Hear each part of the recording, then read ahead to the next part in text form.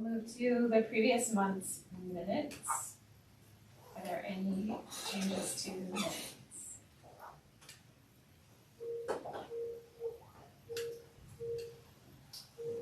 I had one thing, and I don't know if you know this, Ben. So at the bottom of page 3, where it's talking about money for renovations at the rec center,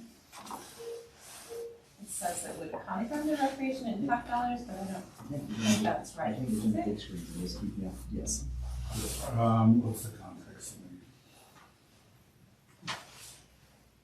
It's the paragraph right above number 6. That shut up? It says money for renovations at the rec center will come from their recreation and impact Just take dollars. it. But I don't think those dollars can be used for that. What was there? There it is. Yeah, It's on the top there. Yeah.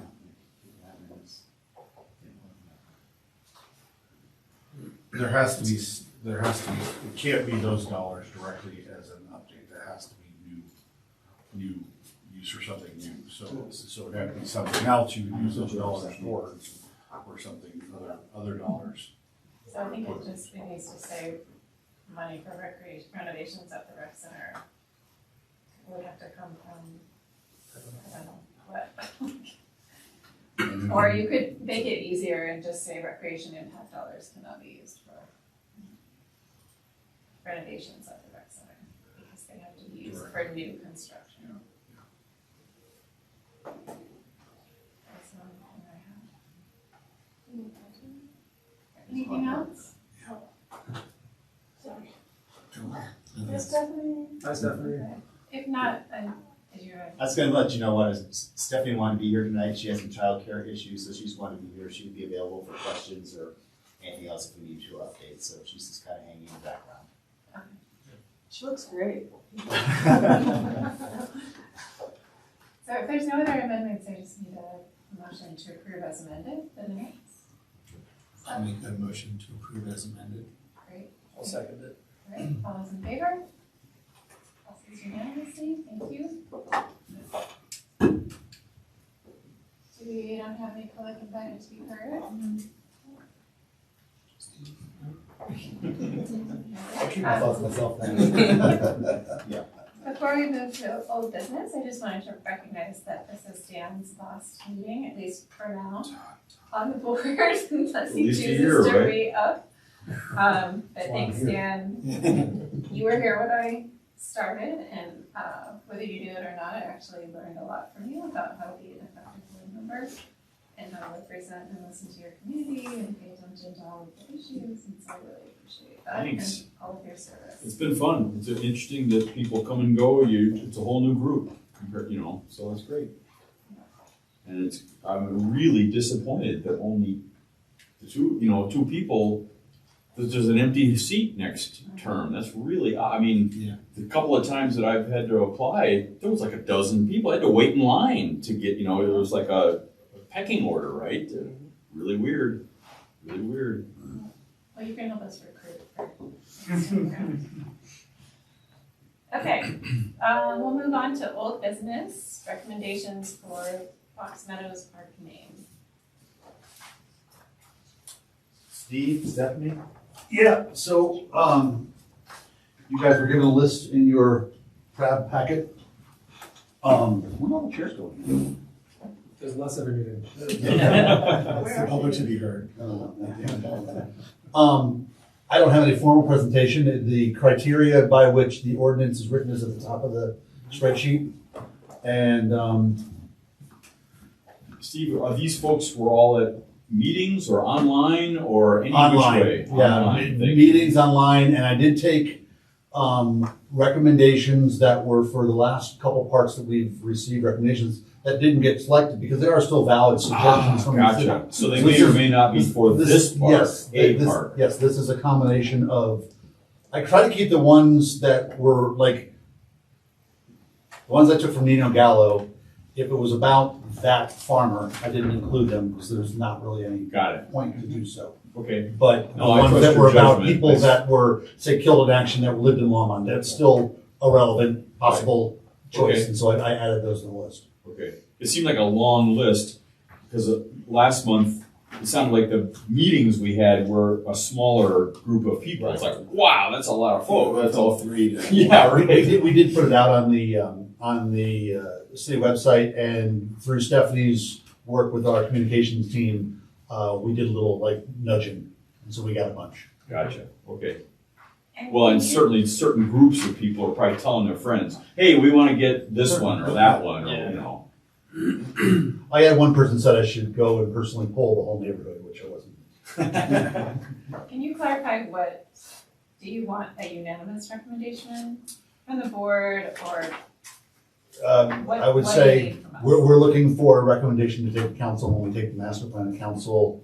Stephanie, I think we're looking at mid-January, right? Yeah, it's tentatively scheduled for that. So not a choice of three, but one name that they can. That would be preferred. Gotcha. Council really wants to spend as little time on this as possible, I'm sure. So if they can just take a name, that's great. If you can't reach resolution, we'd have to take a couple. We can do that, and council can choose.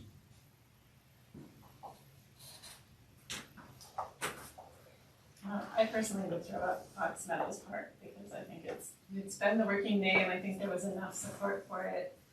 You know, I like the recommendations for, you know, sort of a nod to the indigenous history, but it doesn't feel like there's been a real, like this design of this park or anything has been particularly involving indigenous folks or based on that history, so it would feel a little weird to Just slap it on there, Yeah, right. I feel like Fox Meadows Park is a good way to go. And I would throw it out there. Before you have that discussion, can I just bring this up to you? A woman at the third meeting brought it up to me, who lives there, that the name of the neighborhood is Fox Meadow, not Fox Meadows. Now, I don't know what their sign says, and actually we can probably pull it up on Google Earth and look, but the development plans that we went through said Fox Meadows. So it's Fox Meadows in my mind, in the city's mind, that's what we've already called it. But it might be Fox Meadow, the name of the neighborhood, one of the signs. Just putting that out there for you. Thank you. It's an awful name for a park. Fox Meadow Park is not a good name. Yeah. So, Anyone have any other strong feelings that you want to throw out? I agree with you. I think Jim Wall is the largest number on here. Yeah. This person I don't know. And I don't know, I mean, he's a pickleball player and affiliated with hygiene. If we had a park in the northwest part of town that had pickleball courts, I'd be much more gung ho. But I also agree that Fox Meadow, quote, S, would be better. I mean, it makes more sense. Originally, when we talked about this 2 years ago, I had a couple of different neighbors over there said they really wanted Future Park because the sign's been there for 20 years. Yeah. But one of those people moved away, so I don't know if they really care anymore. I live a block over from Oh. from it all, and every time I'm at that, I'm forgetting the name now, but there's the two smaller parks, and then Stephen Day Park. We'll all be talking about what's going to happen there, and it's either Future Park or Fox Meadow Park. Right. So I for colloquialism. The only thing I can say, I like foxes in there, but if it's named after the HOA, sometimes it feels like then if you're not in that neighborhood, you can't use that park because you don't know whether it's an HOA park or not. So you don't know whether it's a city park or not. So I really like Fox Hollow, Foxtail. Like I like the acknowledgement to that, but just to the point where it's just enough different so that you think that it's not a private park by the HOA. Because as a mom, I would look and it's like, oh, is that an HOA? I like different parks we'd find and things like that. Like, are we allowed to play here? Are we not allowed to play here? So it's the only thing. I like Fox Hollow a lot. I like Foxtail. I liked Earth Run. I thought that was cool too.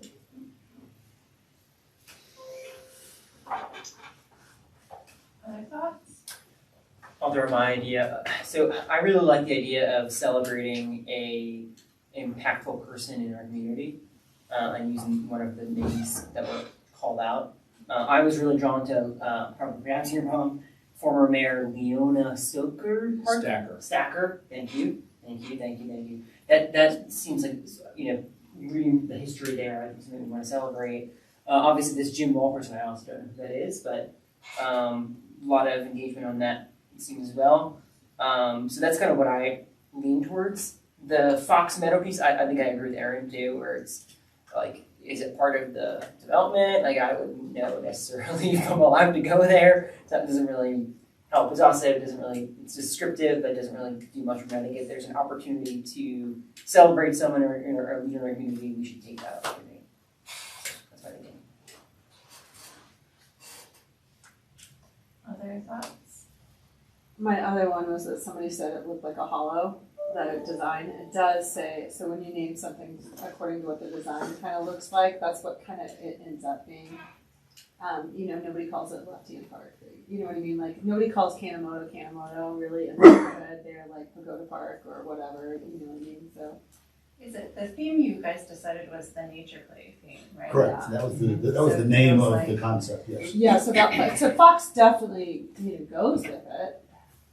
Well, it's only hollow because it's a retention spot right now, it has been. Yeah. But it's gonna remain. Right, for the most part, yes. Yeah. Right. You guys, Scott? I don't know if I have a huge, the only concern I have is that they all sound the same over there. Like, there's Fox million things, so that's the only concern I have is like, it's hard Actually, to on place the north side of everything. Nantucket, it's Quail Crossing. Right, yeah, exactly. The thing, It's we have foxes different and sections. quails. Foxes and quails. So, And then Wolf Creek is just to the west of that. so it'd be nice to differentiate it, but I don't know if I have too much time. Just adding that again, just that unique view that I live there, and all the people I talk to about it, whenever we were sitting there just making fun of our kids and then trying to do something else, it always ends up as, oh yeah, what's happening with that future park thing? What's going to happen with that Fox Meadows park thing? So, that just to hammer in that that's the colloquialism there. Everyone's already kind of named it. It's kind of like trying to figure out what your kids are going to call your parents. Your kids already named them. Doesn't matter what you say. So yeah, I don't know. That's an interesting thought. So calling it Fox Hollow, while I like it, almost is like a slap to, wait a minute, don't they know this is Fox Meadow? Yeah. You know, if I lived there, I might have that reaction. That was Like, what are they thinking? I don't know. I don't know. Yeah. I'd say I totally hear you on people, and I felt that way in the past, but then like sort of after discussion, it becomes really complex, I feel like, and like prioritizing what people, and is that person, because we've had this discussion in past parks, like is that person really relevant to that neighborhood? Does it mean anything to them? Is it, and I think Gallo also, fit right in. That was a Yeah. really easy and even that call. but that was even a lot of discussion. There was, So, yes. and just in general, I find that a lot of organizations are moving away from just kind of naming after people. Just in case we find out 2 Yeah. generations from Yeah, now. And no, I don't know any of the people on here. Right, so I'm yeah, not right. naming Yeah. I would love to see Leona's Twitter account. I've been there for 25 years. That would be awesome. So, I don't have a real strong opinion. I do think simpler is best, and it is simplest to keep it named similar to the neighborhood rather than trying to invent something new. Doesn't have connection. I think the future park idea is kind of cute and interesting, Yeah. but If they've gone with the If they've gone with the astronaut theme. if they've gone with the Yes. astronaut theme, I would totally do. Yeah. Yeah. oh yeah, Yeah. I missed that discussion. That would have been a slam dunk. Yeah, right. All right, then I, Well, and that's why they considered that option because of the name, right? It seems Yes. like it. I think Fox Meadows, Yeah. and plural. Yeah. Meadows. Two Well, S's. okay, but what about Because what that's the about Meadows. Fox Den? Meadows is Because fun. that makes it seem like it's kind of clubby. Fox what? Fox Den. Somebody put it in there, the Fox Den Park. I worry Because that if it's not Fox Meadows, Yeah, it's I know. like the people, Yeah. the residents They're gonna will think that we say, did it wrong. yeah, we did it Yeah. wrong. well, except for the problem is that then they own the park. If they like, does that make that sense? Like, I don't know. I really like that whole like making sure that other people feel welcome to use that park. Other than like the country club, are there that many HOA parks and things you can't do? Yeah, there's a lot of HOA parks. Well, in Southwest, That are that big? are they? Yeah, so every neighborhood that's been developed since the mid-90s has some sort of common open space in it that has play equipment, things like that. Those things typically have access easement over them. It's not necessarily clear whether or not those access easements extend beyond residents. They're really meant for residents. Like if I went and broke my arm, I'd probably be suing the HOA, and they don't want that, so they have the right to kick you off.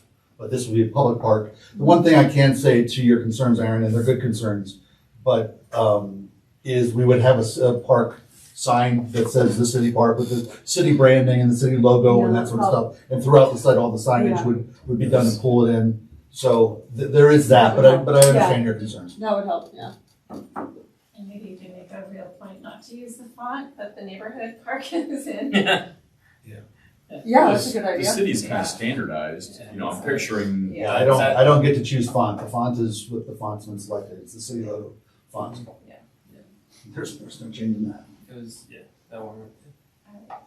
Does anyone want to make a motion? I move that we name this new, or we recommend to city council, the Parks and Rec Advisory Board recommends to city council that we name this new park at whatever address it is, Fox Meadows Park. I'd like to second. All those in favor? I'll get behind it. All right. Boom. There we go. Easy work. I'm not sure if you saw in the chat, Stephanie did confirm that we're going to council on I'm January sure. 22nd. I feel like a former mayor is pretty safe, but Yeah, I mean, I like green. Do we have any scenarios, Yeah. like, can you have city employees be named, like, We don't have anything out. We don't have anything against it? I'm sure she would love to Hold now. pick after her role. Who, Leona? Yeah. She's Steve a really Park. interesting woman. Just Steve. Mayor a long Yeah. time. So you guys are taking an long time updated ago. master plan to the council? Is that what this is She and part of? Bernie are kind of, Yeah. her Okay, husband so and the name Bernie is are updated kind master of like plan, that's part of the the package you're presenting to them. royalty of Longmont from 20 years ago. Although I'm already starting Their to so we characters. change the Oh. characters. All right, let's go back to order. We'll move on to new business, the potential open space acquisition. I just wanted Up to, the right. well, maybe I'll just wait until. They are. Are. I'll try to bring your map up. Danielle has a really nice map in the packet actually too. Yeah. Yeah. Which really, I Thank you think, for including that, yeah. yeah, I Yes. think that, Yep. showing all that green, how it locks things up is really nice. I'll bring the map up here, Danielle, I'll do what you want, but that map is really nice. So, we have, a chance to buy this property again. We, tried to buy it in 2018 and, that opportunity fell apart. So we have one more chance at this, so it's pretty exciting. And if you see it on the map and then also up here on the aerial, it's a really important piece of property for the city because it's up here in the northeast corner of the city, and it's close to our boundaries with other towns, so it helps kind of make our boundary clear with other municipalities around us. And so when we didn't buy it in 2018, a company called Western Equipment and Truck bought it, and they are selling it, and we would like to buy it. And we would like to just hear this board's opinion before we take this to council. If there's any discussion around it or any recommendation that you would like to give before we present this to council tomorrow night. What happened last time? Were we short on like our pricing for them? Yeah, I think the negotiation fell apart. Okay. Yeah, negotiating. Okay, right. And there was another buyer there, so that's one of the things you're kind of always weighing. You know, a lot of times when people throw it out, there's another buyer, you're like, do they really have a buyer? And they have another buyer. And that was Western Yeah. Truck or whatever. And then so there was no sort of pricing issue that came up other than they just had a higher number to give. Like, do we know if we're competing again this time? Or?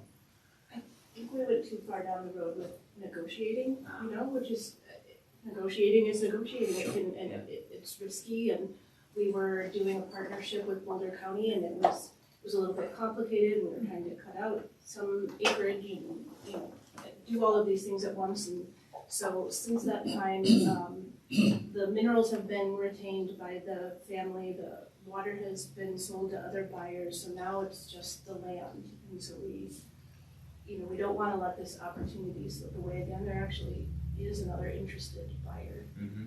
So. I just wanted to follow up because my two questions were about the minerals in the water. And, you know, it sounds like there's active oil and gas development on the property, and so you said that still will be owned by the? Yeah, that will continue to be, the minerals will continue to be owned. And the oil and gas company there that has an active oil and gas well pad there is 1876 formerly Cub Creek. So yes, that'll be. On your map in the packet, there's a little outline, but there's also hash marks through it. I can't tell, is it included or not included? Yeah, it's or? 2 parcels. So I'm just delineating the 2 parcels, and we are looking to buy the entire acreage there. But this sits on that, so how does that work? That they rent to the city or lease That's from correct. the city? They lease it out from the mineral owners. From the mineral owner, so the city's not involved. That's really weird. We own the land, we would own the land, but they get to use it anyway? How Yeah, does that work? so we would own the surface. Yeah. The Olander family retained the minerals, and then the oil and gas company comes in and leases the right to access the minerals. So they pay a rent for the surface, right? For the fact that they have a bunch of stuff on the surface. They just pay Will the the city mineral, have not any the- options? It's the problem with the it's the problem with bundle of rights we have in this country. Yeah, that's what I'm trying to figure out. Did I? There's No, there's no revenue to the city from the lease is what you're asking. And they get to use it because they get to drill on it. Yeah. So why bother to buy that hunk of property? Well, because at some point that will be over. And so we want to own the surface. We want to own the entire parcel. We want to shore up that entire. Okay, yeah, no, I get, okay, thanks, that explains it. Someday they'll leave and then you get it back. In the meantime, you're stuck with them there. Correct. Okay. So just to continue with the question, so you don't have, what is the potential for additional oil and gas development beyond that site? And then also, what are you thinking around the water? So to go to the water piece first, we wanna take advantage of this opportunity with the land. And so we wanna close on this deal and then see what we can do about getting water back on the property. There used to be water on the property, so some of the research we've done as part of looking at buying this land at this time is to look to see if the lateral ditches are still functioning, the ditches that would carry the water to the property since there hasn't been water on it in a little bit of time. And all of those are intact and ready to carry water. So what we'd like to do is close on the land and then have conversations about how we can get water on the property. And it's currently being farmed right now as is that correct?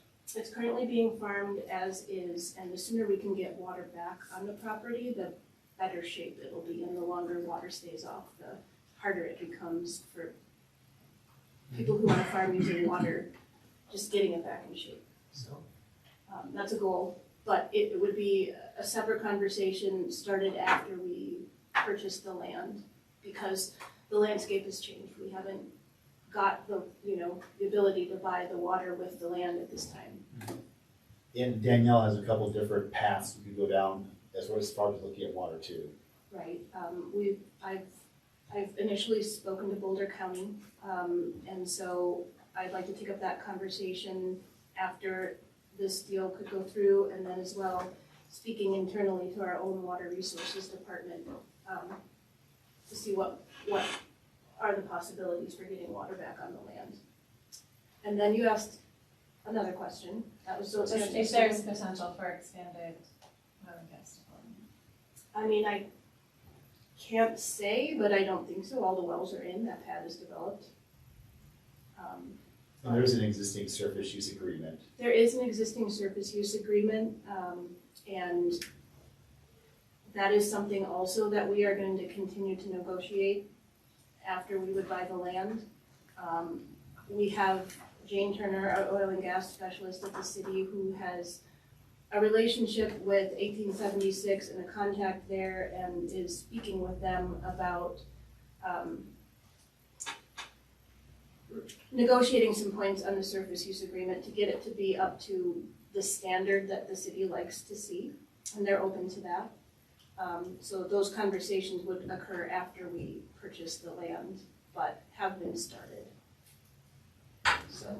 I think one of the things that made us feel better about this is the fact that with the spacing units and where that's at right now, it'd be hard to, as you start looking where development's at and all the setbacks and stuff like that, it makes it hard to figure out where they could go with some of those additional pieces if the surface use agreement didn't meet our full criteria. But again, I think that with that surface use agreement in place and our ability to try to make it even a little bit stronger, I think we feel comfortable closing at this point and then continue negotiating that surface agreement. Yeah, we feel, it's not perfect, but it's adequate, and the fact that the conversation is open to be had, to be continued, is a good thing, and the fact that the oil and gas wells are already there, existing and producing, and we'd be in a different spot if this were a surface use agreement and the oil and gas pads weren't there and we didn't know where they were gonna put roads and everything, but it's already done. It's already, So it's pretty minimally intrusive as well for Yeah, oil since and the gas. highway's right there. Yeah. And there aren't concerns of other mineral rights, like, aggregates or anything like that, that was really terrible. nothing else is in the title work, other than, we've reviewed all the title work and we're comfortable with everything else that's arisen. Is that the Olander farm that's on the east middle Yeah. spot that's not included? Historically, this belonged to the Olander family, the Right. search, So that the There's little- Olander there's a farm. piece here and then this Yeah, piece there, I not Yeah, part of those it. are, correct, those are cutouts, those are house lots, yeah. Who owns this piece of, can you add it? That is already, the green is already, No, it's the No, the white. south- What is southeast. white? The dairy, oh, it's the dish chef. That's the goat shop, yeah, that's actually one of our existing agricultural tenants that uses it for level land. I'm sure it's one of the pieces of the city as we talk about open space in the future and all those pieces of when are you done, there's always those pieces out there.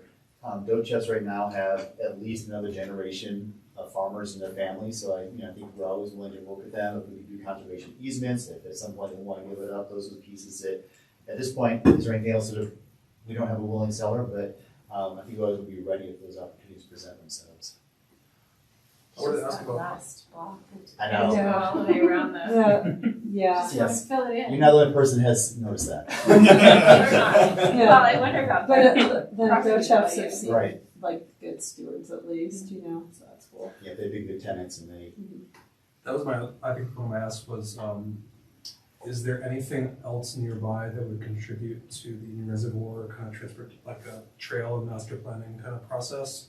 As I recall, that's all taken care of, and you own enough property to get that done? that's not necessarily needed Okay. to be able to do that project. The question I had was, you mentioned the potential of pursuing conservation easement with the county.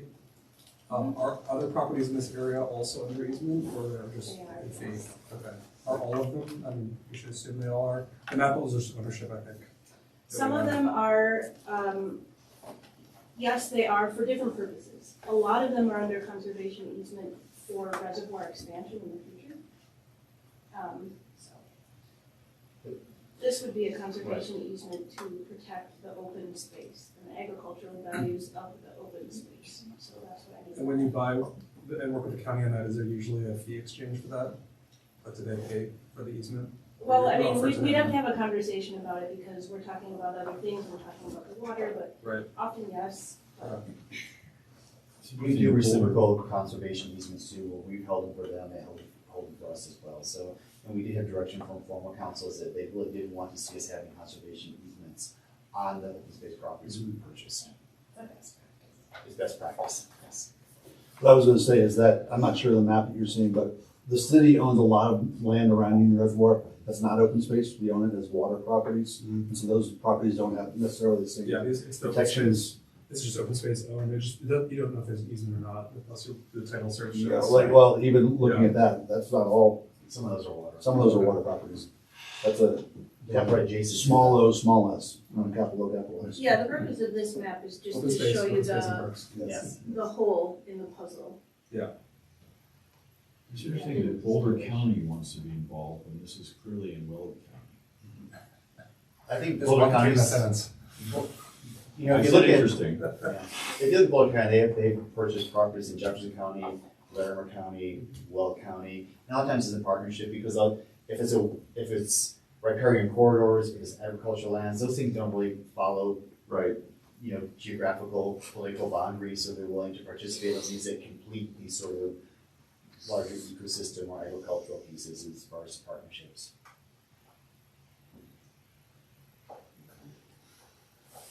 How much of the available funding that is available for purchase does this use up? So is the So I did break down the funding in my, so how much of the available so it's funding? 3.0 million for the open space fund. How much is in the fund overall?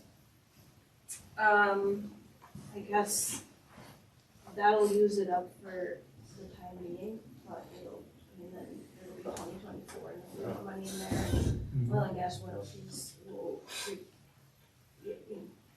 be filled up again as well. Is that 1.1 million from royalties? Is that like about how much you get in a year? Is that 5 years worth of royalties? Oh gosh, I don't know, Okay. and it fluctuates, and I'm not the person to ask, I don't know. No, because for me, the only downside I'm seeing is that this removes the chance to buy a different property that might be even more important to the city if it became available, like the Docheft area. Not that that's gonna happen, but this would limit the ability to be reactive for a couple of years, it sounds like, by drawing down that fund. You know, we had money coming back to us from the Adam Farm sale in 2022, which is allowing us to have the funding to buy this. So I would say it's fortuitous that we're in this position to put together this amount of funding in a short amount of time. I mean, we started this deal in late September, and yeah, and so I think it's, go ahead. No, I'm sorry, I was gonna say, the piece on this that prior, I've been here now, this is going on my 8th year. This is a property, I think, Dan, you know too, that, you know, previous mayors and councils have all been, you know, wanting to acquire this property. Maybe that's just me being a little bit apprehensive now because we were negotiating and we lost. It just feels like that one last bite of the apple. So I think that's the piece. If you start looking at city priorities prior to David or Danielle sitting here, this has been a city council kind of desire for, you know, quite a while. And I would also say that opportunities like this are scarcer and scarcer. I mean, the city limits, and the city is what it is, and so this is an opportunity that we would really like to take advantage of. Yeah, I think the reason I'm commenting is that for a couple reasons. One, I don't know as well what else is out there, not on the shopping list, but what might be available or you thought might be available or could be out there. I have no idea of the pricing, of the sizing. Like, it's just to use up a lot of the money for one thing is hard. And second, it doesn't really provide any parks or recreation benefit as an open space property, where I believe there are other properties like to the north of the city that are in the long-term planning of trails and access to parks or access to water. This doesn't really provide any additional access to the public, which is by design. It's a conservation property, it's or intended to be that way to be agricultural use. But I think purely from the PRAD perspective, that's a few comments, I guess, is that it would certainly be a benefit to the city for all the reasons you listed and the residents, but it's not a Parks and Rec priority, and there might be other parcels I don't know about that could be contributing to that. That's why I asked about the trail, for example. Well, in terms of the timing of it, there's nothing competing with Right. it at this time. I'll throw another piece out there for you. If that property that's, like, again, I can't think of a higher priority that I've heard about from the city since I've been here. If something else to come up like the Docheft Dairy, that's one of the things that really is nice with Danielle's relationship with the county. We've done stuff in the past where we can be creative with the county. They've fronted us some dollars on doing projects knowing that we have revenue coming in. So partnerships is things we can look at, grants are things we can look at. We've bought properties over time. Paying over time. So there's creative ways that we can try to were something to come up all of a sudden That's like good. that, yeah. Yeah, it's good to hear that we retain the agility you want Yeah. to be able to make other choices, because things come up all the time, next week, right? Right. Yeah. You're right. Is this the one, this is the one that we went by, like, on our field trip, we went by this. Like, and stopped there, I'm pretty sure. No, it was further to the east, because you had a view of St. I mean, Grand this is Park. like year before last, yeah. Right. I don't know for sure, I guess. I feel like it was, but Okay.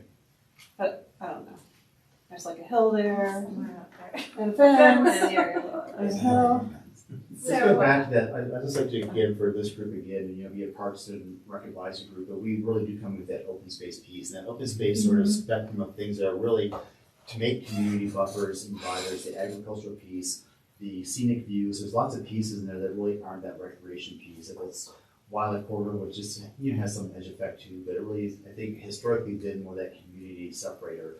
And just so you know, one of the reasons this came to us and it went so fast is this was really me calling us because there was a developer calling me to say, can we get permits to build houses? They were going to build there. So again, for Longmont, having that sort of driving into our community, with that McMansion sort of look along there, I think was a piece for the community that is outside of the Parks and Rec, but I think we look at you as our open space advisory group is too, even if it's not in your title.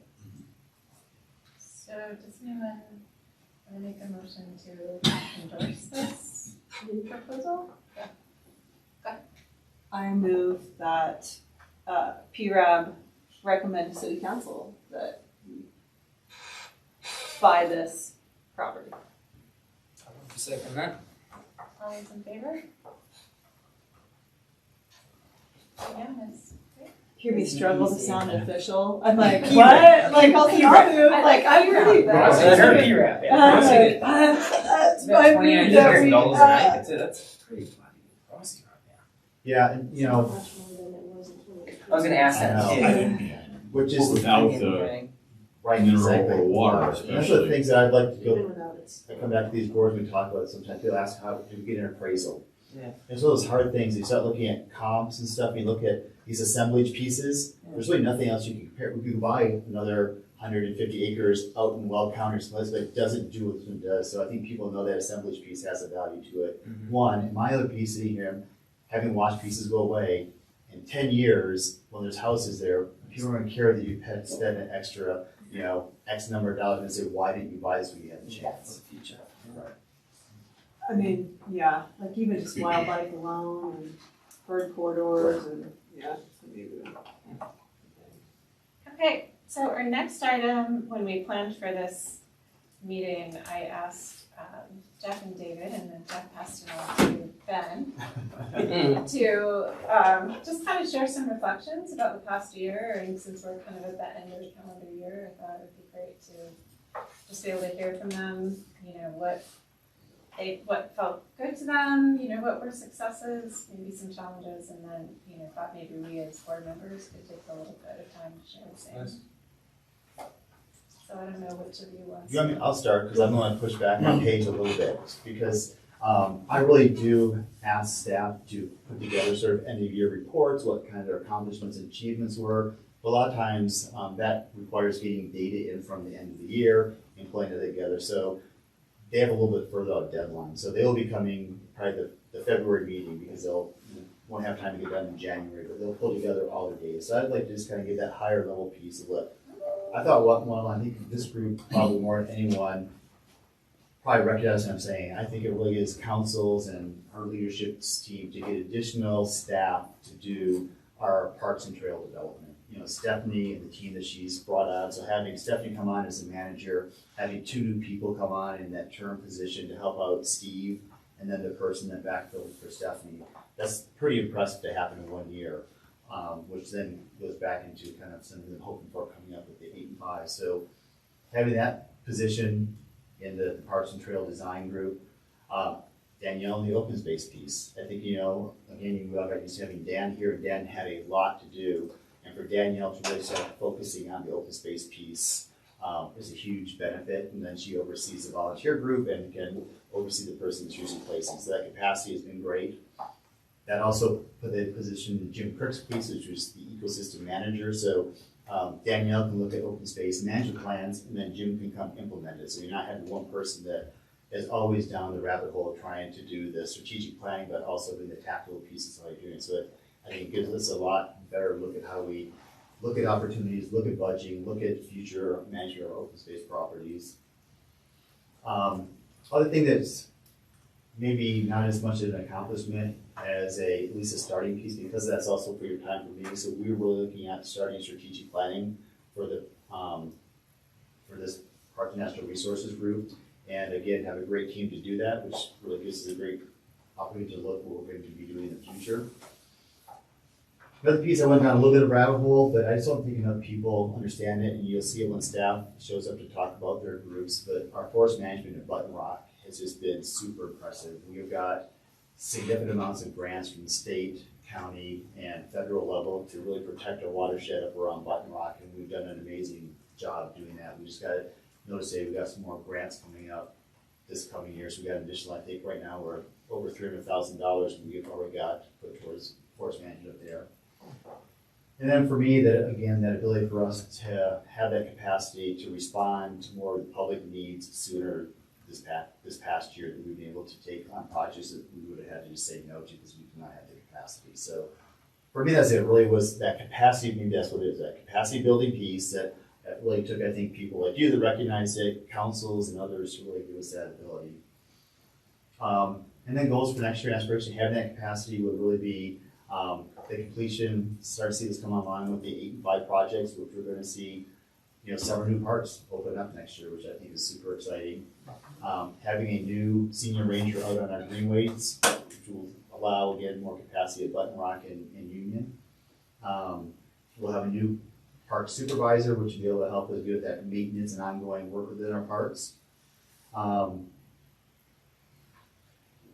also been asking the group to start talking about the question we get all the time is, what does it cost to manage open space? What does it cost that long-term piece? How much money do you need? If we stop buying, what's it cost to manage your park? So I think we've done in the past is we've had dollars and we spread those across the acreage. What we're looking at now is, what does it really cost to manage a park that has a rose garden in it versus a park that has a playground in it? What does it cost to manage a open space that had a former oil and gas well on it? You have to do restoration work versus one that was agriculture and the tenant's going to manage it. So I've been really pushing staff to start coming with that, and it's been a pretty exciting piece we'll start seeing next year too.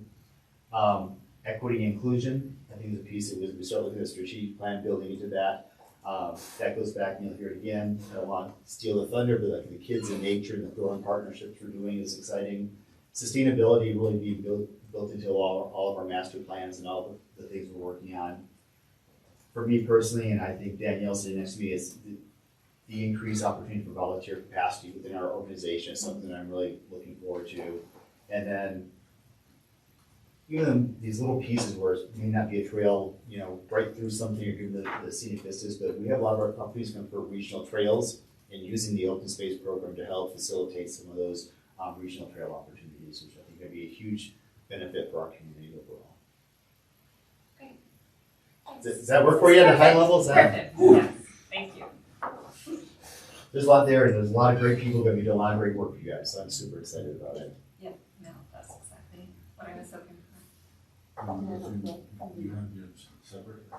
Data. No, in February, we'll come Yeah. back with staff, no, I'll do, if you don't mind, that's what we'd like to do, is have Yeah. that. That's perfect. Ben? Yeah, so Jeff gave this to me because it's actually my stuff.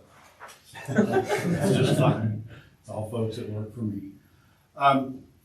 2023 was a very challenging year in recreation, so all of our accomplishments are related to challenges really that we've had.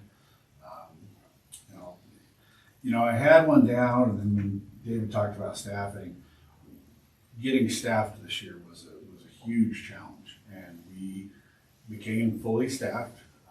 We have somebody resigning right now, so we're going to lose one, but that's the nature of the business. But we were, to start the year, probably needing 6 or 7 staff at various times, a full-time variety, plus trying to get fully staffed and temp staff post-COVID, which has been such a challenge, as you guys all know. And we're there. We got there in the summer, late in the summer, fall.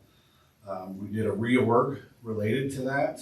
We did a reorg internally within aquatics that put a focus on the maintenance side, so kind of building up the maintenance side to allow the programmers to really focus on programming and not be quite so universal, which I think has allowed them to really focus on programming, has allowed now 2 maintenance folks instead of 1 with the same amount of money. We made it happen. We just split the pie a little bit differently. Also looking towards the future, at some point we'll have another facility. So having another maintenance person we know will be helpful. So it's really a cool one this year that we're all very proud of. And within the memorial building with my adjustment and duties, we kind of made a couple of changes there with staff that really kind of helped again. Just focus, letting people do what they're really good at, and will hopefully allow us, set us up for success in the future in the programming area. Straight up accomplishments, getting the pools open this summer, the 2 activity pools. We gotta give it to our aquatic staff. They spent, I'm sure we can count them, so they're not countless, but it's a lot of hours. Roosevelt hadn't been open in 3 years, almost 4 the way that happened. And to start up a pool that has been dry like that was really something, and they got it done. And other than the backflow inspector forgetting to close the valve like a day before we were opening and losing half the water, we were ready to go on time. It was pretty awesome, I thought. We got Rhythm on the River, moved to Rhythm at Roosevelt. That was a big change for us. We were very satisfied with the outcome. The feedback from the public was great on the event. It was a lot of fun. It was a great day. The feedback from staff, and realize that event is not just recreation. We head it up, but that's a lot of different groups helping. And the whole organization really loved the way it was set up. It wasn't as much of a burden to some of them, and that's a good thing. Jobs can be tough, and even with our folks splitting the day, instead of having a 12-hour day and an 8-hour day, having 1 10-hour day split into 2 was everybody on our staff, who I got there halfway through, and I got there halfway through for my shift, and to a person, every one of them said, "Do you need me to stay? Do you want me to stay?" Because they were having a good time. So it was really cool, and no concerns with the neighborhood. Parking ended up being great. It's a great event, and we look forward to the future with it. Another accomplishment for sure, getting the feasibility study done and prepared.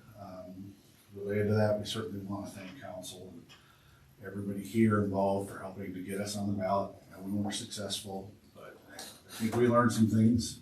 We'll be jumping back into that. That's a challenge for the future that we're already looking into what the next step will be and being ready when that comes around. So it was a big deal to get the study done.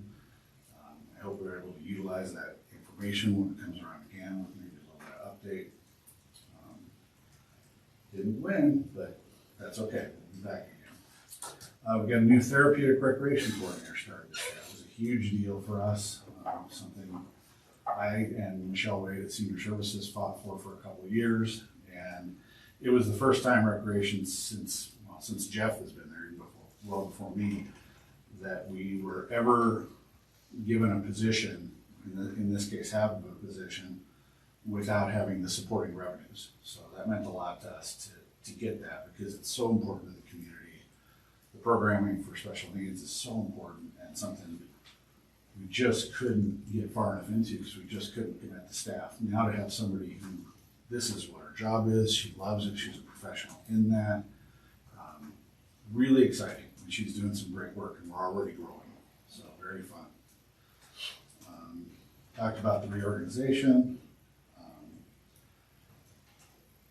and we will top 4 million this year. So that was a bit of a, I don't want to say stretch goal. Jeff was very dubious about it for a long time, and I kept telling him, no, it's going to happen. It's going to happen. We're going to end up about 300,000 over budget for revenues.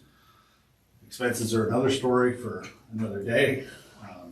something that we're struggling with because staff costs have gone through the roof, as they have everywhere. Yeah.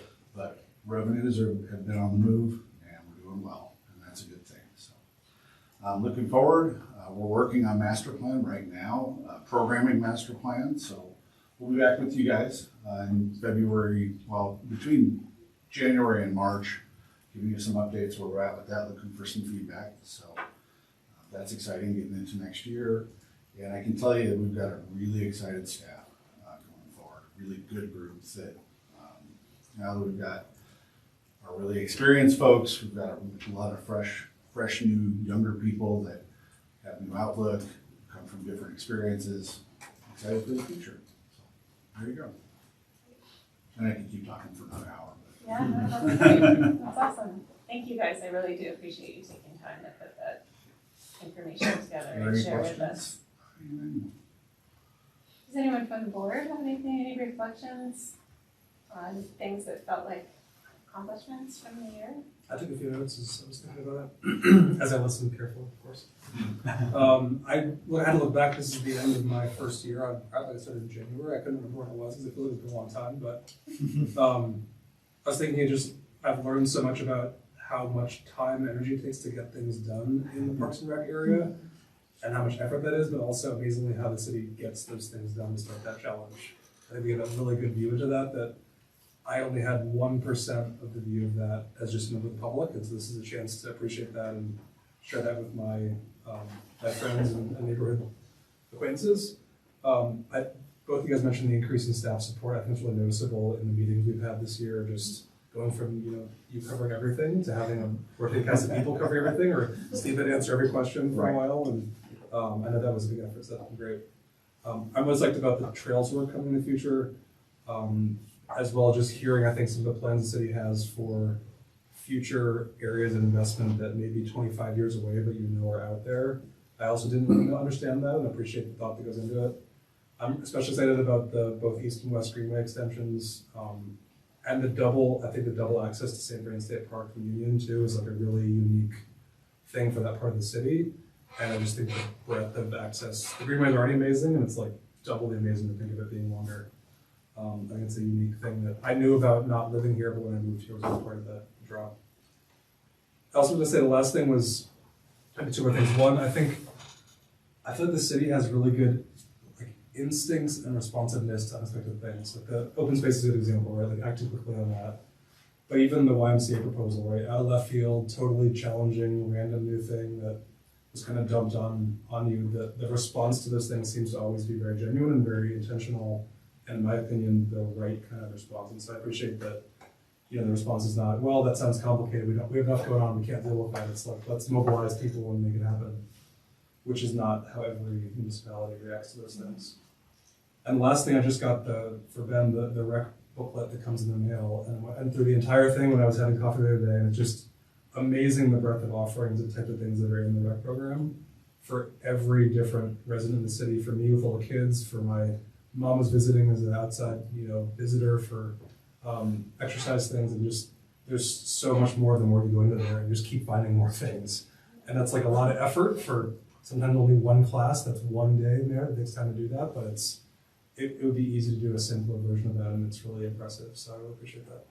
Thank you for saying. Yeah, I really appreciate that. Thank Yep. you. We get excited about it as I sit here. I really appreciate it. Yeah. So thank you. Anyone else want to add any thoughts? Just a really short, quick note. Not necessarily new for 2023, but continued. I think I really like the style that we have in these meetings and our structure and our ability to have free flow conversations, but yet still have some structure and order where it's not complete chaos all the time. I think we find the right balance there with this open discussion and dialogue where everyone can feel heard, but yet we're still getting things done. We typically end at the right time, which is great. I think it really is a testament to you, Paige, and your way you guide the meetings, and so thank you. Dan, any further thoughts No. you want to share? I didn't talk about this Purposely the last too. couple of days. No, you guys, it's a new thing. I'm gone. And pretend I was never here.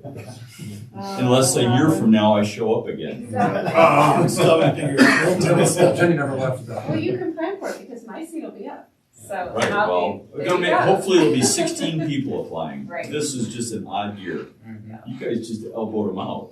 Is that what happened? Yeah. Just sharp elbows? Roller derby. So I wanted to add a couple of things just to recognize. One was the Button Rock management plan. That was so much work. And hard decision in the end, and hard, I think, to take a stand where you did, but I really appreciate that and admire that. And I think, having gone to Button Rock recently, it was just felt so much more peaceful. And, I know not everyone loves that, but I do think it was a good decision and a well thought out decision. So thank you for that. I also have been super happy to see the increased capacity because every year we've been like, okay, why do we just have one or two project managers and the same people? And so just to see the folks that you brought last time, just having Stephanie joining us, and I think it's been really great to have that added capacity and see things starting to move, hopefully at a little bit faster pace. Feels like they're moving at a faster pace. On the recreation side, I do think you guys have done a really good job of digging out after COVID. I mean, that was a hard situation for all involved, but I think particularly for recreation and indoor recreation and getting people back into that. And so I think having the success that you're having and, I think revitalizing your staff and bringing in new energy speaks really well and is exciting for the future. And I'm super excited about your partnership with Thorn and where that's going and the sort of kids in nature and the focus on kind of equity and underserved communities. I think it's really great. So Thank you. lots of stuff. All right. I was actually not thinking of a yearly compliment, but I was too lazy to write it. I was going to write you guys a note, but I just went to Button Rock as well, and I go during the summer, and I went tracking over Thanksgiving, and the new plan is working. There's a lot more wildlife right now. I don't know. It just seems like there's a lot more wildlife than there was. And then having a really wonderful interaction with the ranger up there, Daniel, I believe his name is, and just he's taking pictures. He was enjoying himself, which is also really nice to see a ranger enjoying their work, right? When he was doing his work, but he's taking some pictures, and had no ideas, on Parks Board or anything, and had a conversation with him and my brother, and about the animals there and what's appearing and how well the plan is working. And then I let him know, that I talked to him about being on the board and that decision and everything, and how it was tough for people, but it was really good. It was a great interaction with them, and Button Rock's going great. So. If you don't mind, I'll just throw a certain wait for maybe price when they present in February, but I think if the board wants to really think about a field trip coming up, that part of Button Rock to see the forestry work up there, because I just don't think there's many people in our community who realize what a significant project we're doing up there. That I have friends at the national level in the forest that are like, how did you do this? Because we're doing cross-boundary projects where we've ignored property lines and just said the management of the forest is an important piece, and it's a pretty impressive project. Yeah, it's really cool. Yeah, the mountain lion has no idea that there's a city and a county boundary, and then, this is Larimer County, exactly. and you know what I mean? Yeah. And the fire doesn't care either when it comes to That's cool. Yeah. Awesome. Well, thanks everyone. I feel like at this time of year, it's always good to kind of take a little time to reflect before we dive into the craziness of the next year. So, next item is items from the packet. Does anyone have questions on things in the packet? Yes. So a few things on page 16. First, Thompson Park, great, live in the neighborhood, love it.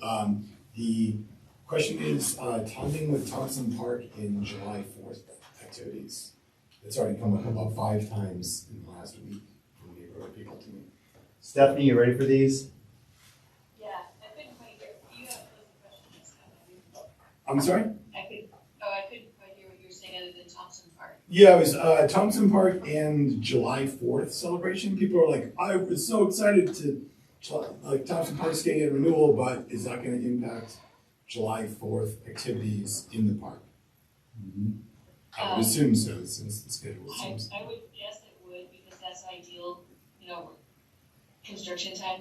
However, the phasing hasn't been determined, and it hasn't been awarded, so whenever we get that construction schedule, we'll have more information on that. It's the playground replacements, modifications to some of the pathways, and minor renovations to the restroom with regard to the fixtures and whatnot, so it just depends, which shelter, maybe it can be spaced that one of the shelters is available and one isn't. Did Jeff phone that question into you? No. He called me immediately. He's The like, first one was somebody from the PTO, like Rob, she's like, you do park stuff or neighborhood stuff.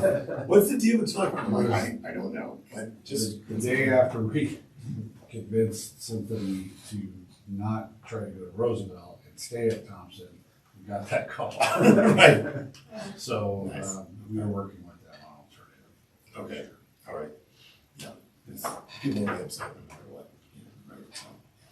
At one of the meetings, they discussed closing just mainly the area around there in a buffer, which I think would be compatible with still having the event there, but maybe it's better. Trying it, not knowing where these guys will be at, we just want to have something, to be successful, so we're working with them. So, something will be fun. Great. In the Dry Creek 1 path, there's a reference to a CMO, and I didn't know, I think it was Longmont Housing Authority is the LHA. It said that there was a conflict between LHA and CMO, and I don't know what CMO stood for. I don't know if there's a special project management term for that, but Stephanie, but it's. The city manager's office. Oh, okay, city manager's office. So it's a question about ownership of the property or future use of so that's why we can't build a trail there, is that the concern? It says trail, yeah, it says, I'm sorry, what? Yeah, go ahead. No, it is paused. They're trying to work through some of the challenges with regard to where the trail goes on the property and the future development of the property, and then who's ultimately, I'm sorry, my cat's meowing, who's ultimately responsible for that trail at that point. And so I know Ariel with our, the PM that's running that project is working with Trish on our team and others to kind of work through the challenges that have arisen. Okay, great. And then just remind me, sorry, I couldn't remember. On St. Frame 13, is the plan still going over or under? Under. Okay. All right. So someone challenged me that it was going over. And I was like, I don't think that's what's the plan. No, it's under, Okay. underpass. Right. Yeah. Okay. Cool. Thank you. Any other questions from the packet?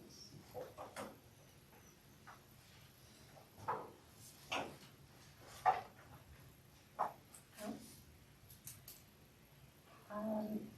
Okay, any other items from staff? I don't have anything except I did want to say we did bring some refreshments for Dan's last evening. Some fruit and Left over from what meeting? No. Veronica Fresh. Oh, wow. So please feel free as we wrap up. If that inclines, we're not, it's fine. But I personally like to thank you for your Thanks, time, wow. Dan. I've enjoyed getting to know you a little bit in the discussions that we've had. Thank you. Mm-hmm. Anything else from staff? I do. I had some homework that you all sent me back last time. But before that happens, there was a little confusion in the agenda bank. My rangers were both here thinking they were going to present. They just had one bullet in their updates about the rules and regs, the municipal changes they're going to make, and they wanted to get this group's input and give some heads up on that. So we will get them on the agenda for January 8th to kind of talk about the changes that we're proposing to make, which ties into some of the stuff that I'll bring up next. So at the last meeting, there was a question about the Hildebrand Trail, which is across the road. That is city easement on private property, so we have very limited ability to do much outside of that as far as keeping the trail cleared. I can't remember exactly what the question was on that one, on Hill of Brant Trail, but it was a question. Did Scott, did you bring that up? Yeah, I guess, someone I know, talked to her and she said that it was hard to maintain it. She's getting older or whatever. And it was a question of who's allowed to maintain it or whatever. So that's a good, so the maintenance of the trail surface itself, we can do, we do have that right. So if there's things out there, feel free to give me a call and say, or have her give us a call or put a service work request in, but we do maintain that trail. It's a little more challenging for us to get equipment in and out or do stuff on trees alongside of it because we just have that trail easement on private property. And I believe that is in an unincorporated Bullock County, so. Okay. Dan, for your last one, you asked about backboards, is that correct? Mhm. When we did the pickleball courts, they were like 9,000, they have doubled since then. They're like 18. Pickleball courts, what? We did the backboards at the pickleball. I didn't know they had backboards, okay. I I was think- thinking of the one at Cars, the only one I know of. Is that where it's at? We The redid last the one one we at Car did, Park. maybe that's what it was, but the last one we did was like 9, timber checked on it, and they're up to 18 now, Yikes, okay, Yep. thanks. per court, so 18 per court. For a big slab of wood. I know, it is kind of crazy.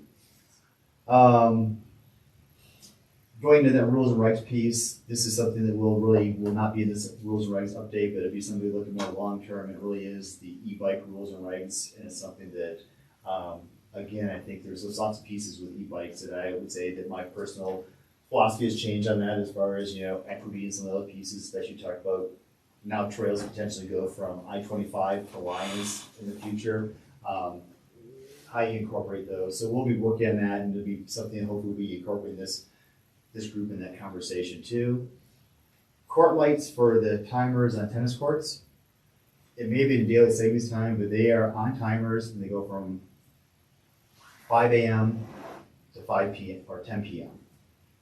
But they don't come on now, for example. You can push the button, but nothing happens until after 4:30. And for After about 4:30. p.m. So they won't come on at 4:20 or 4:15. This is for Pratt Park in particular.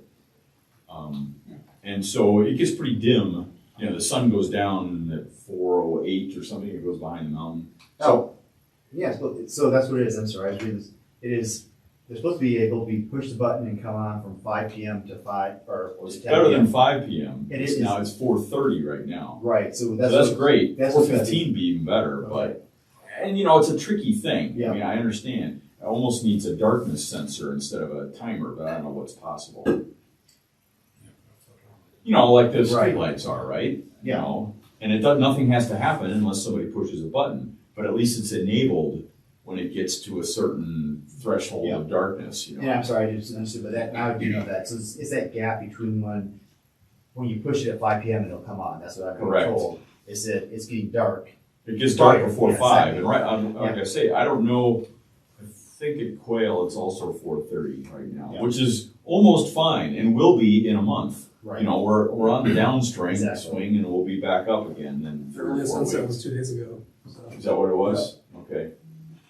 So maybe it's not worth worrying about, but in the future, even better would be a light sensor type enabled. That Push was, button. Tim said those are, the light sensors are hard for some reason. I'm not sure the details of that, but it's all on timers, and I think Yeah. that's something we'd probably look at. It's, Making 4 p.m. Yeah. What's the rest? Right?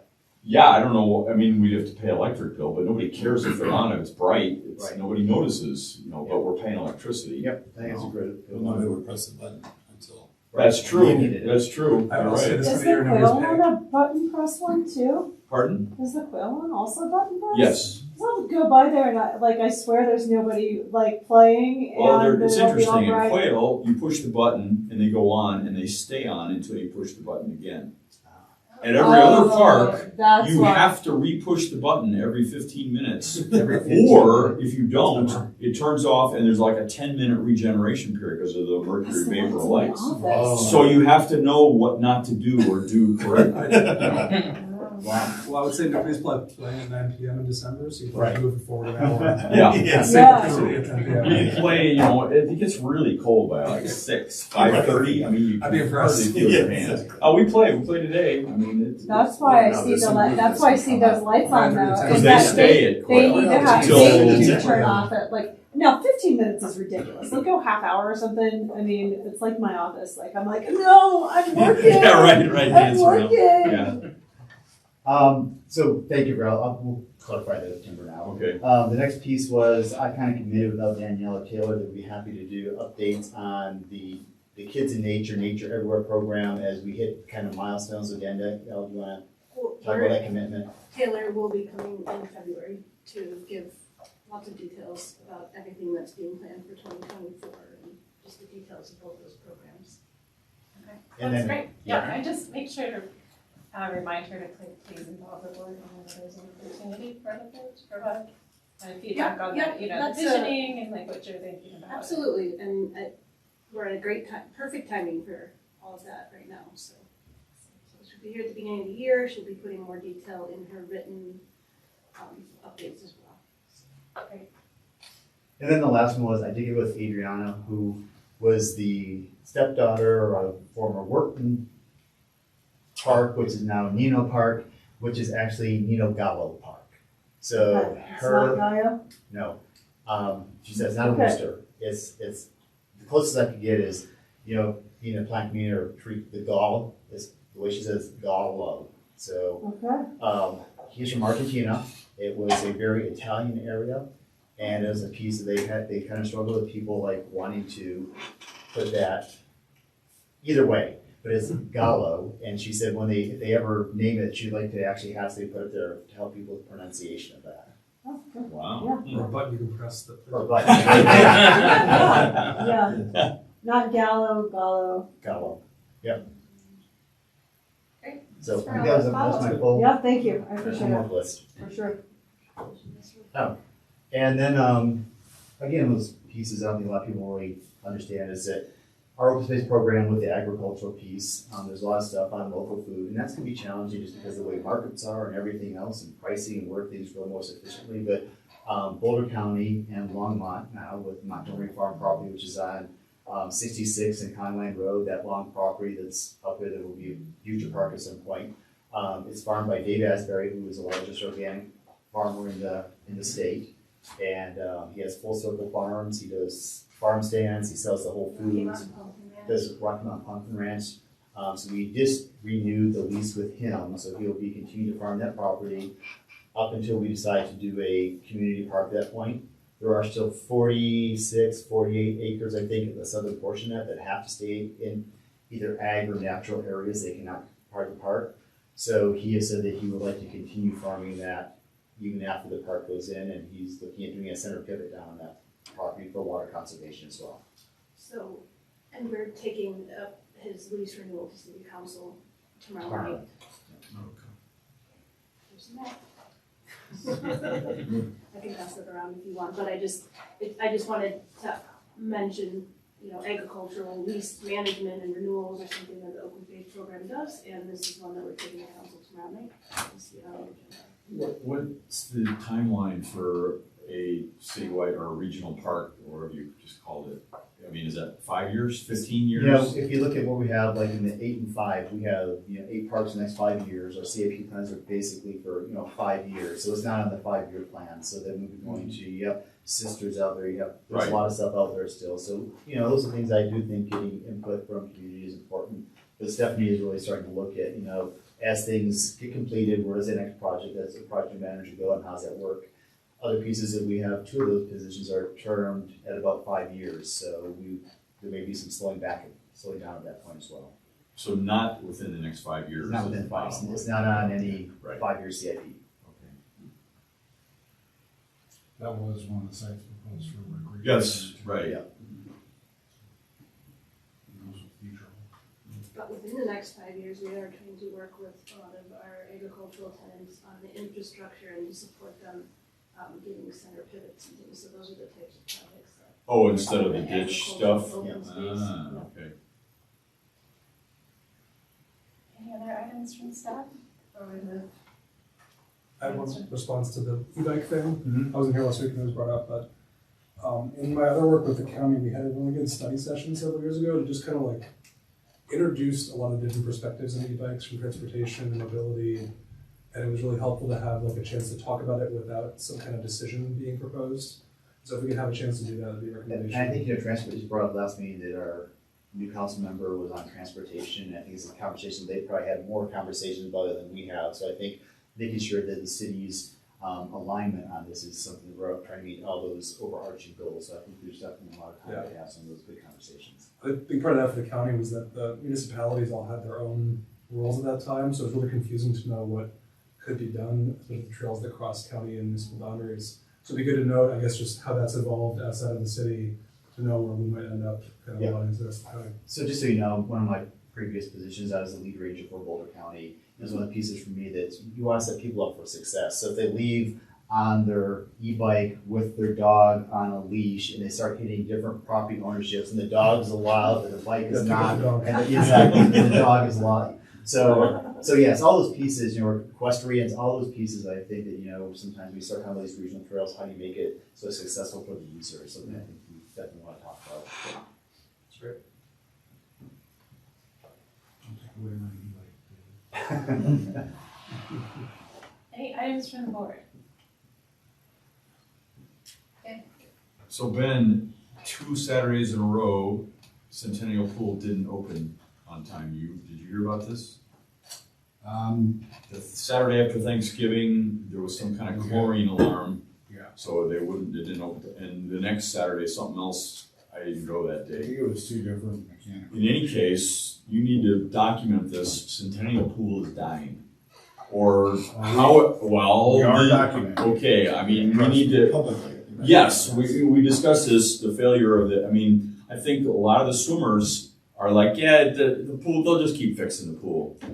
You need to somehow get that word out, would be my thought. Okay. This is the stick end of carrot and stick. Hey, we're not gonna have a pool soon because ABC. It's gonna cost us this many bazillion dollars to fix it or redo it these are just 2 examples, but it reminded all of us at the pool, the master swimmers in particular, it's like, oh, this pool is old. Because here we are at 7 a.m. on a Saturday and we don't get to swim after all, that kind of thing. Yeah. So it was just a simple reminder.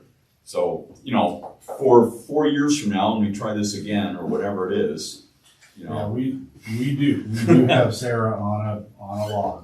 Okay, well, we need to publish this. We've spent X amount of man hours and money, just keeping this thing running and, that kind of stuff. I don't know. You brought this up. It's like, hey, we're just not, people don't believe that it's falling apart. Right. And that's very true. People don't believe it. The user there. lifespan. Yeah, well, and that's what Jeff has been saying that for years. Yeah. Got it. I'm trying to be helpful. I'm on board. Yeah, right. And thanks, I've had a fun time in this group. And it's a very different set of people in good ways. And, it's people cycle through. It's kind of cool. I don't know if I'll try again next year or not. We'll see what happens.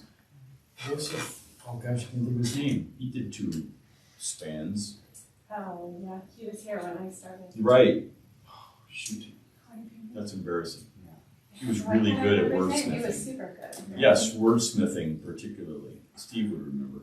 Doug. Yes, Oh, yeah. thank you. Right. So So we'll see. I have one item before we jump out, and I have been talking with Sarah on Ben's staff just about the ice pavilion and the ice programming. I think since we don't have any sort of new ice facilities in the near future, I'd love to see the city really think about how to shore up that program and, expand the programming. The programming has kind of decreased over the years, so there used to be drop-in skating and I will gently disagree with that. well, I'll finish and then, there used to be drop-in for adult, youth, and teen. And then now there's just adult and youth and the teens are left out. And so I've been talking with her about can we create some flexibility so it's more open. There's also no stick and puck. There's just drop-in hockey, which is usually a scrimmage, so there's no time for people to actually practice skills. And there've been a lot of, like the Zambonis had a lot of problems. So I just think it's a real, Centennial. it's a real treasure of a program, and it's unfortunate that we don't have an opportunity, I think, to provide, indoor rink, but I'd really like to see the city think about how they can continue to invest in that and ensure that there's as much opportunity there for the community as possible.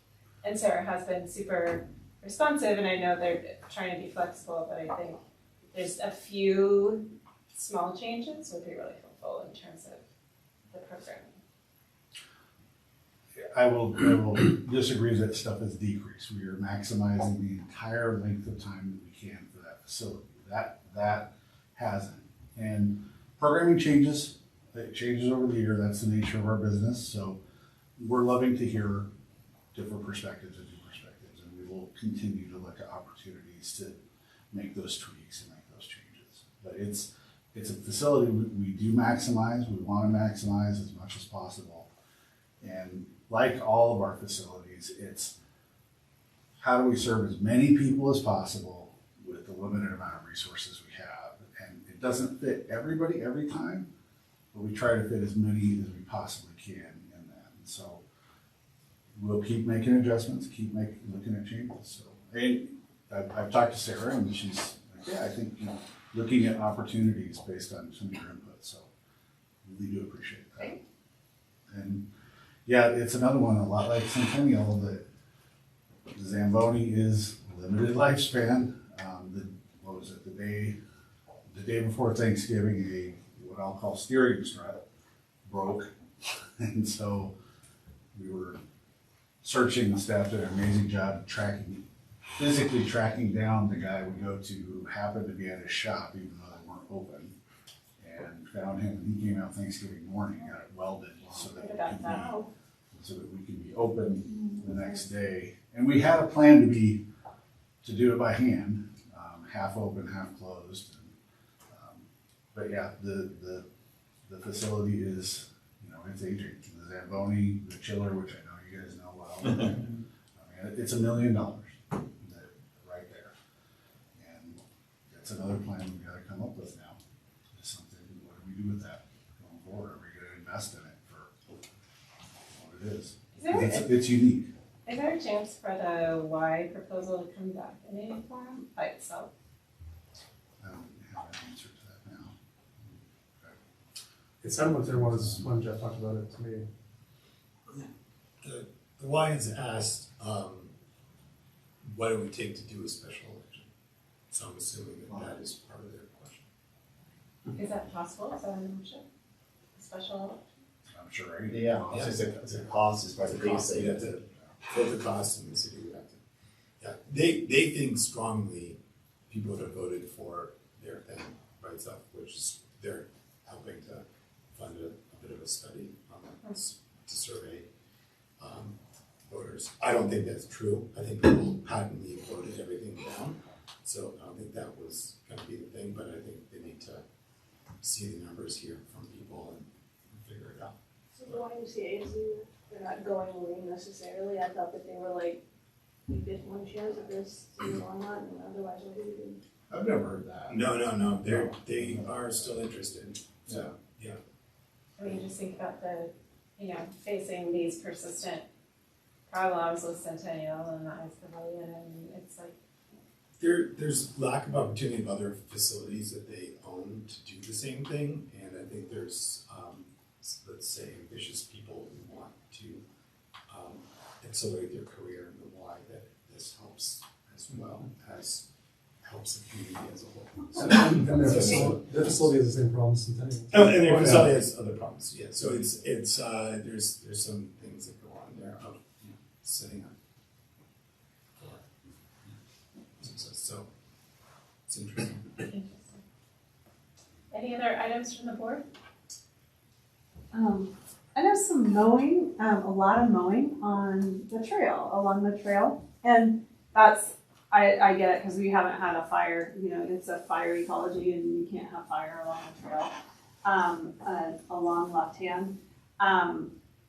And I'm assuming that a lot of it was due to thoughts about people living in that grass. Though a lot of it was just a really large swath that now kind of looks parky, and it's not a habitat anymore. There's a lot of small animal habitat in there, and there's a definite decrease in small animal habitat in there. And so what's done is done. It was just kind of late season to have that mowing, to have things not be able to like regrow a little bit or anything like that. Weirdly, it was like not where people actually stay got mowed, like everything but where people stay, but you wouldn't even be able to, that's a difficult place to mow along that. But it's just this really long stretch. And in the future, I was hoping if we, like when we do mowing, that it's a little more spotty instead of mowing for a mile and then like a ton of mowing, that it's, mowing, 15 yards of mowing, and then grass is left, kind of, and then maybe another 15 yards. I know it's hard with contractors and things like that, but it would be good just to leave some habitat out there in a very, very species-rich area that's really habitat stressed with the mining that's going on. The gravel mining is a real stress on the habitat there, and then Costco and all that. So. That's a partnership. That's managed. We have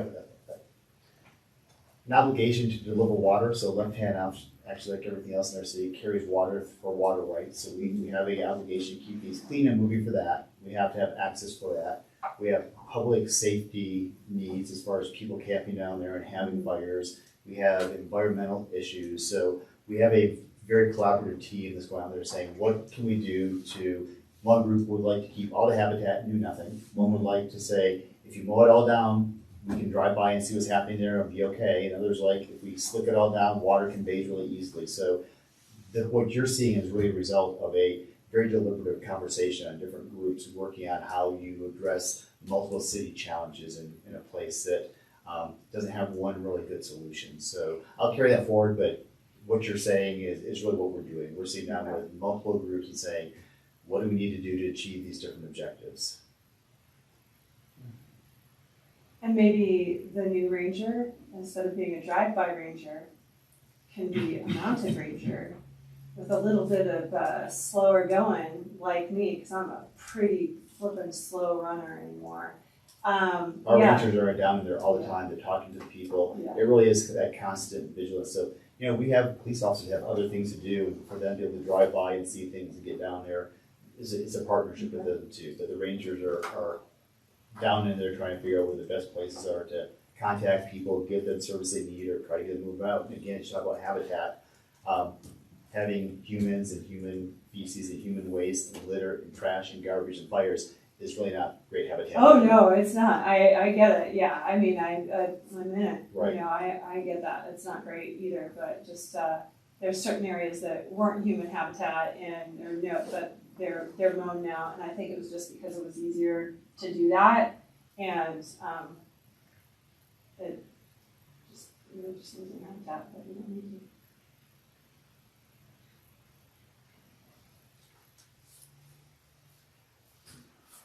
Anything else?